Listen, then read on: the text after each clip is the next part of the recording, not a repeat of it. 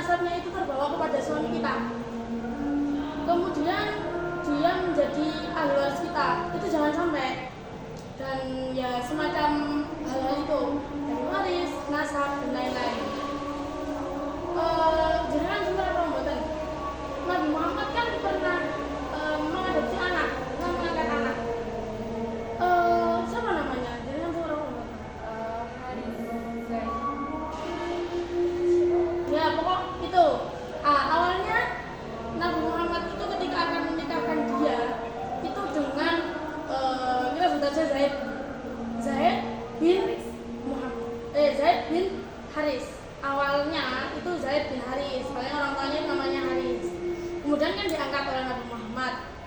Kalau Nabi Muhammad itu ingin menamai dia Zaid bin Muhammad. Kemudian Allah itu menegurnya. Allah menegur Nabi Muhammad. Akhirnya digantilah namanya Zaid bin Haris. Nonton ya ceritanya. Jadi kalau mengadopsi anak itu nggak boleh sampai nasabnya itu sampai suaminya. Nggak boleh. Contoh deh, pulau namanya kan Lutfi Kamila Yusuf. Pulau namanya Muhammad Yusuf. Jadi Lutfi Kamila Yusuf binti Muhammad Yusuf.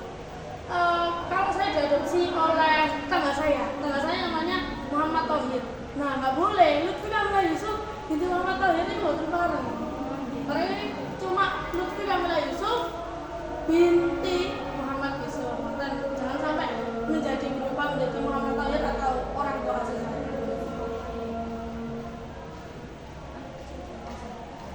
Lalu pertanyaan yang kedua saya tanya, apakah boleh mengadopsi anak jalanan? Sebab jika kita tidak mengambil langkah tersebut, mereka akan terlantar. Mereka anak jalanan yang terlantar, tidak keurus dan sendirian. Bagaimana hukum mengadopsi anak jalanan? Apakah diperbolehkan? Nah, hukum awal dari mengadopsi ini mau kan boleh. Nah, hukum mengadopsi anak jalanan itu ya boleh-boleh saja. Boleh-boleh saja karena kita kan niatnya cuma sekedar ngeramut dia. Jadi kita itu hanya sekedar menanggung biaya hidupnya dia, menanggung sekolahnya, menanggung biaya makannya, nonton. Tapi ya jangan lupa konteks yang awal tadi ya, jangan sampai nasabnya terbawa menjadi suami kita.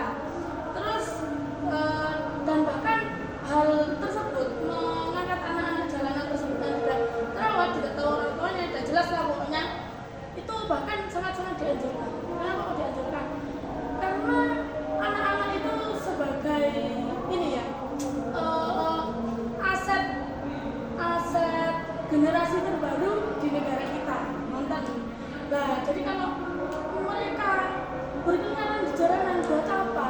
Lebih baik ya kita asuh, kita sekolahkan mereka, kita biayai hidup mereka, nonton. Nah, tapi kalau ini seumpama anak jalanan tersebut kan konten ya biasanya bayi-bayi yang dibuang ke selokan. Bayi-bayi yang dibuang ke selokan. Jelasnya kan bayi itu kan umurnya itu belum sampai 2 tahun. Bahkan ada yang kecil masih berlayar itu. Berlayar masih dibuang ya. Untuk dengan kasus yang seperti itu. Nah, niku kemudian contoh saya menemukan bayi tersebut saya adopsi jadi anak saya. Dan bayi tersebut itu kan jalan kan belum makan apapun kecuali ASI ibu kan. Nah, dia siapa yang mau memberi ASI dia? Akhirnya sama suami itu bersedia untuk mengangkat dia menjadi anak saya. Kemudian bayi tersebut susui. Nah, dalam produk itu dia bisa menjadi mahram ketika dia sudah 5 kali kesusuan secara terpisah. Nah, ketika itu dia bisa menjadi mahram kita. Maksudnya gimana menjadi mahram kita? Dia itu menjadi posisinya itu seperti anak kandung kita dengan anak-anak saya yang kandung. Itu dia jadi saudara kandung. Nah, nonton posisinya seperti itu. Tapi tetap dalam hal waris itu dia itu tidak berbahagia. Berarti nggak kebagian ya namanya? Iya, mboten. Dan kalau seumpamanya ya, dia sudah dewasa, jalanan atau anak bayi yang kita temukan tadi sudah dewasa dan kan butuh menikah. Walinya itu wali siapa? Kita menggunakan wali hakim mau. Mboten. kalau anak-anak itu yang mau angkat itu buatan bisa jadi wali kita. Nggak bisa. Bisa, soalnya kan kenapa? Kita nggak tahu asal usulnya dia, kita tidak tahu orang tua aslinya dia siapa. Tapi kalau kita tahu orang tua aslinya dia siapa ya, kita ya, yang mengangkati ya orang tua aslinya dia. Sebab mbak, wonten kalau semerap serius nih, ada dua mahasiswa cowok cewek, dia kuliah di Semarang. Nah, aslinya dua orang itu saudara kandung, dia kembar bahkan, yang terpisah memang dari kecil, terus diasuh sama siapa ya, di bawah tangganya atau siapa gitu, kalau lupa ceritanya gimana. Pokok mereka berdua itu berpacaran. Nah, niatnya itu pengen menikah. Tepat senang ngomong begini sing ibu dijawab kali ibu dia buat nopo Pak dia Semerap dia bisa jalan. Tanya tentang sing perempuan, bahwa sampean ditanya-tanyai, kemudian akhirnya ternyata masih satu nama, sudah ketahuan kalau mereka itu anak kembar. Berarti terpisah dari kecil sampai ibu nggak tahu kalau itu boleh Semerap. Akhirnya ini kasihan mereka berdua itu, kasihannya ya wes kadung kode-kode semene ono hal menikah.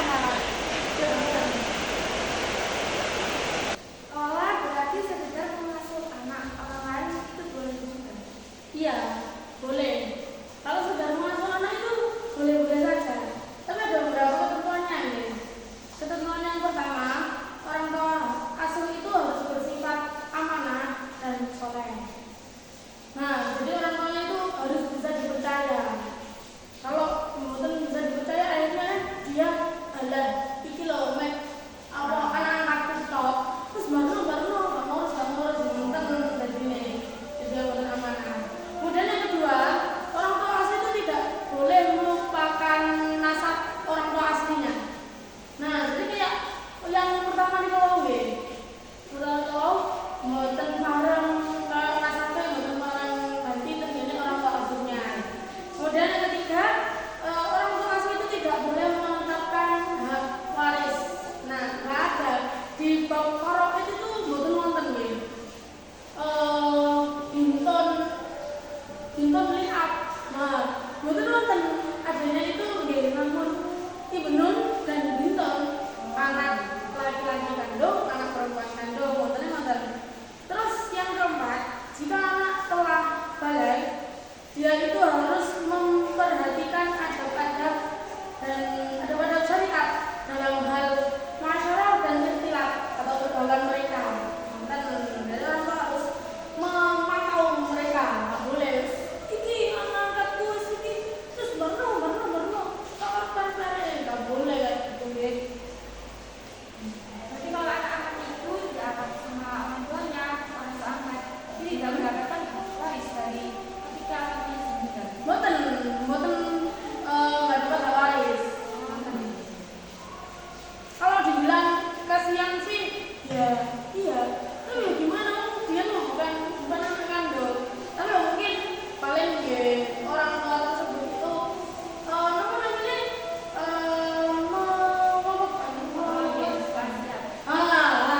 kasihan.